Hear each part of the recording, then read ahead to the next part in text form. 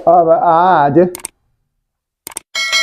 पाठ 5 है, समांतर श्रेणी। अब इसका वैकल्पिक प्रश्न 1 देखिए। अब 1 नंबर हिसाब में हम इसमें कहता है AP 3/2 1/2 घटे 1/2 का सार्व अंतर है।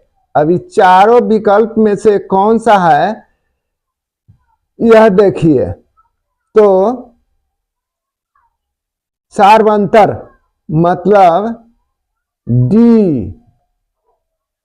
बराबर है A2 माइनस A1।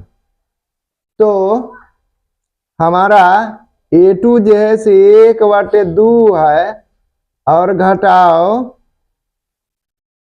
3/2, ये A2 हुआ और A1 जैसे ही हुआ, माने पद 2 पहला दूसरा पद घटे पहला पद, बस इसको घटा देना है। 2 2 के लघुत्तम 2, 1 घटे 3 बराबर है घटे 2/2, 2 से 2 एक मर्तबे कट गया बराबर घटाओ 1। इसलिए आंसर इसका हो जाएगा ख।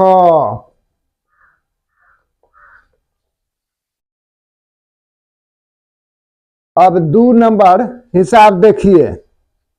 इसमें भी विकल्प की खोज करना है, तो इसमें भी लिखेंगे पदांतर या सार्वंतर। बात एक ही है, D बराबर है A2 माइनस A1, इसलिए D बराबर है A2, इसका 9 है और घटे 6, A1 6 है तो 9 में से 6 गया तो 3, इसलिए आंसर हो गया इसका क। आंसर क हो गया। अब इसमें देखना यह है कि हमको ये वृद्धि है, तब वृद्धि है तब तक धनात्मक निश्चित रूप से जैसे होगा A2 माइनस A1। तीसरा हिसाब देखिए। तीसरा हिसाब में है AP 3, 1, घटाओ 1, घटे 3 का सार्वंतर है। तो सार्वंतर बराबर चाहे D बराबर सार्व अंतर बराबर, सार्वंतर बराबर है वही दूसरा पद घटे पहला पद, मतलब वही हुआ। यानी D बराबर है A2 माइनस A1 बराबर है। अब A2 इसका जैसे कितना है तो 1 है, A1 3 है तो 1 घटे 3 बराबर घटे 2, इसलिए आंसर इसका हो जाएगा कितना? आंसर हो जाएगा इसका ग ना, आंसर हो जाएगा इसका घ।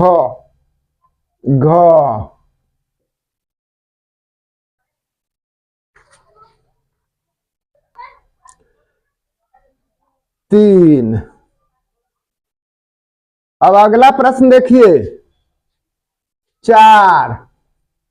अब इसमें भी वही बात, D या सार्वंतर, सार्व अंतर बराबर या पदांतर भी इसको कहा जाता है A2 माइनस A1,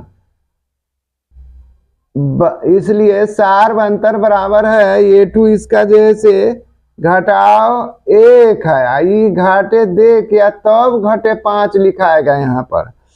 तो कितना हो जाएगा घटे 1, घटाओ जोड़ 5, तो 5 में से 1 घटा देंगे तो 4 बच गया, इसलिए इसका आंसर कितना हो गया? तो कौन नंबर? तो 4 के ग, यही जैसे ग हुआ। अब प्रश्न संख्या 5 देखिए। 5 डी बराबर है पदांतर या सार्वंतर। डी बराबर है A2 माइनस A1, इसलिए डी बराबर है A2। इसका जैसे कितना है तो 5/3, 5/3 घटाव के चिन्ह दे करके 1/3, 1/3। बस इसको हल कर देना है। 3 3 के लघुत्तम 3, 5 घटे 1 बराबर है 4/3। इसलिए आंसर इसका हो जाएगा कौन, तो 4/3 घ आंसर। अब 6 नंबर सवाल देखिए। 6 डी बराबर है A2 माइनस A1 बराबर है 1.7 और घटे 0.6 बराबर है। अब इसमें से इसको घटाएंगे तो 1 यहाँ बच गया और 0.1, 1.1 बच गया। मतलब 7.1 में से 0.6 घटा देंगे तो 1, 1.1, इसलिए आंसर इसका हो जाएगा, आंसर हो गया 1.1 का।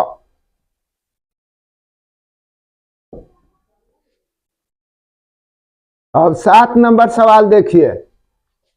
7 में वही बात, डी बराबर है A2 माइनस A1, इसलिए डी बराबर है A2। इसका कितना था √8 घटे √2 बराबर है √2 गुना 2 गुना 2। अभाज्य गुणनखंड 8 के तोड़ लिए, घटे √2 बराबर है ये 2 के तो 2 √2 हो जाएगा, काहे कि इसका गुणनखंड विधि से वर्गमूल। घटे 1√2, यहाँ पर 1√2, तब 2√2 में से 1√2 गया, तब 1√2 मतलब सीधे √2। अतः आंसर इसका हो जाएगा कितना, आंसर हो जाएगा क। अब 8 नंबर सवाल देखिए। 8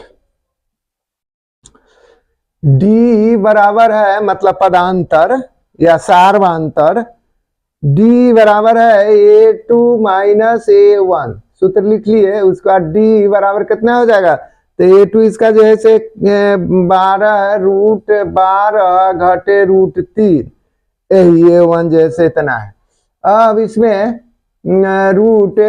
√2 गुना 2 गुना 3, अभाज्य गुणनखंड 2 दूना 4 तिहाई 12 हो गया, घटे √3 बराबर है ये दोनों तो वर्गमूल निकल गया इसका, तो 2 √3 घटे 1 √3 बराबर है 2 में से 1 गया था 1 √3, इसलिए आंसर इसका हो जाएगा, आंसर इसका हो गया ख।